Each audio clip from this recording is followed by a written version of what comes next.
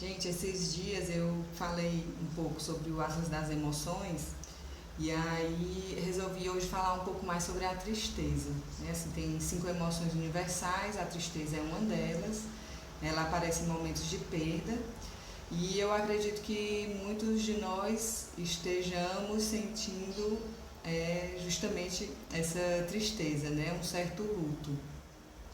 Não estou falando aqui, né, de pessoas que têm depressão, que realmente têm um processo de adoecimento, que precisam de tratamento, né, que precisam de acompanhamento profissional. Vou falar das situações que acontecem na nossa vida e que levam a esse sentimento. Né? Também não estou falando de situações extremas, né, assim como pessoas que viveram um ataque terrorista ou a perda de um filho, né? Eu estou falando aqui das situações que são mais corriqueiras. É, eu tenho uma admiração pela tristeza, assim como eu tenho um respeito, uma admiração pelo mar, né? Assim, sou doida por praia, assim, adoro surf, mas sempre com muito respeito para entrar no mar. E com a tristeza da mesma forma, né? Porque eu sei que nos momentos tristes a gente tem um grande aprendizado. E também tem uma certa proximidade com a tristeza pelo samba. Desde criança, desde a infância, a gente sempre ouviu muito samba em casa e muitas das letras elas são tristes, né? Apesar da música, né, ser alegre, muitas das letras são tristes e falam sobre a tristeza. Né? Tem inclusive uma música que tem um trecho que diz: a tristeza é senhora, desde que o samba é samba, é assim. Então eu tenho esse respeito pela tristeza. Eu vou ler um trecho de um livro, né? Na verdade eu fiz o vídeo, né, pensando nesse trecho para ler para vocês e espero que vocês gostem, né, que seja útil de alguma forma. Se quiser fechar os olhos, o texto está aqui no computador, eu vou ler para vocês. O livro é Cartas a um Jovem Poeta, do Rilke. Ele troca cartas com esse poeta jovem que está começando a escrever. Esse livro é bem bonito, essa é uma das cartas. Você teve muitas e grandes tristezas que passaram, e diz que mesmo essa passagem foi difícil e perturbadora. Mas, por favor, avalie se essas grandes tristezas não atravessaram o seu íntimo, se muita coisa em você não se transformou, se em algum lugar, algum ponto do seu ser não se modificou enquanto estava triste. Se nos fosse possível ver além do alcance do nosso saber, e ainda um pouco além do nosso pressentimento, talvez suportássemos as nossas tristezas com mais confiança do que nossas alegrias, pois elas são os instantes em que algo de novo entrou em nós, algo desconhecido. Nossos sentimentos se calam em um acanhamento tímido. Tudo em nós recua. Surge uma quietude e o novo, que ninguém conhece, é encontrado bem ali no meio, em silêncio.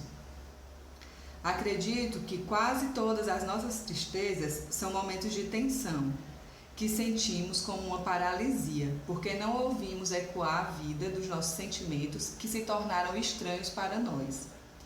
Isso porque estamos sozinhos com o estranho que entrou na nossa casa, porque tudo que era confiável e habitual nos foi retirado por um instante, porque estamos no meio de uma transição, em um ponto no qual não podemos permanecer.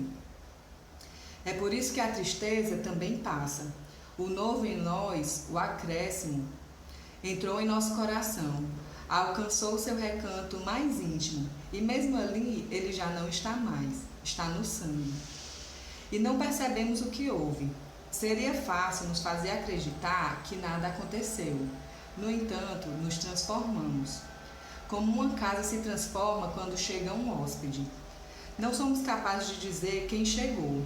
Talvez nunca cheguemos a saber.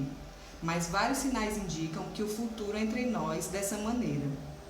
Por isso é tão importante estar sozinho e atento quando se está triste, porque o instante aparentemente parado, sem nenhum acontecimento, no qual o nosso futuro entre nós está bem mais próximo da vida do que aquele outro ponto, ruidoso e acidental, em que ele acontece como que vindo de fora.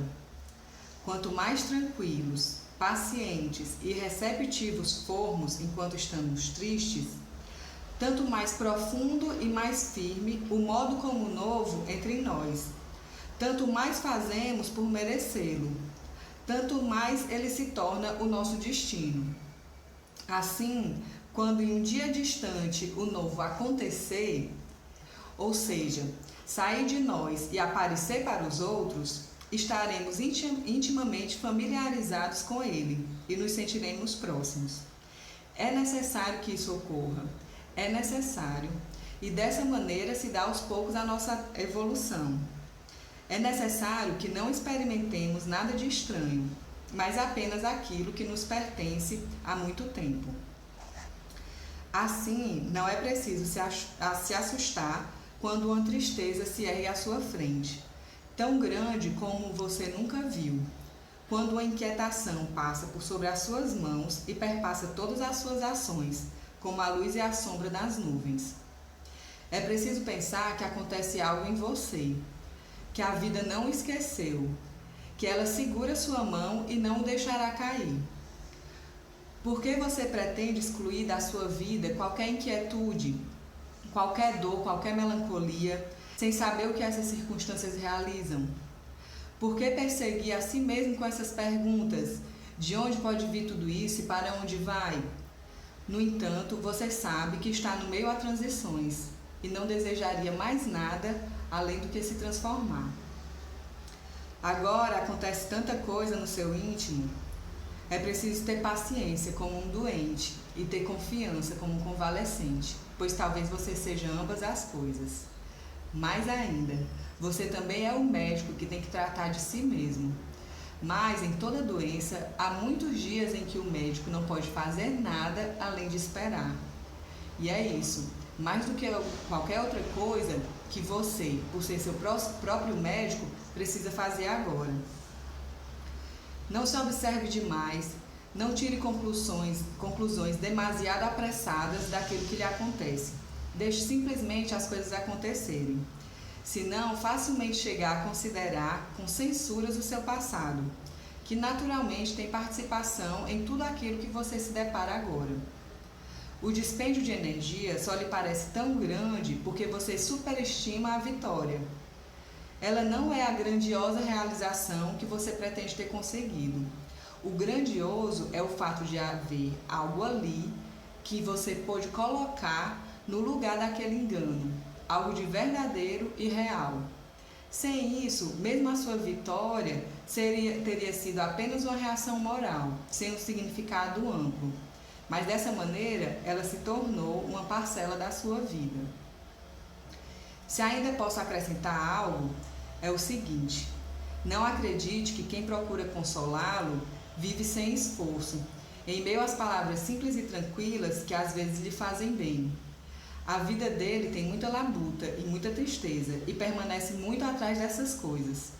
Se fosse de outra maneira, nunca teria encontrado aquelas palavras. Do seu Rainer Maria Rilke.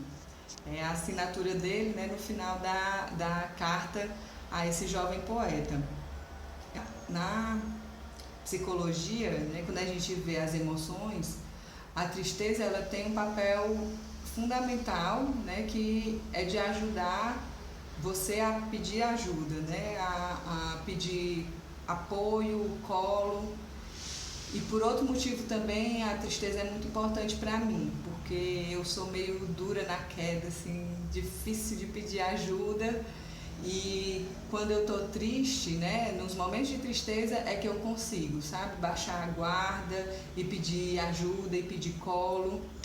Então, assim, como todas as emoções, né, que são inerentes do ser humano, como todas essas emoções universais, né, a tristeza, a alegria, o medo, a raiva e o nojo, a tristeza também tem um papel importante na nossa vida. Por enquanto é isso, eu espero que seja útil para vocês essa leitura. Se alguém quiser o trecho, né, pode pode me pedir, pode botar no comentário, enviar e-mail, que eu mando para vocês. E o livro é Cartas a um Jovem Poeta.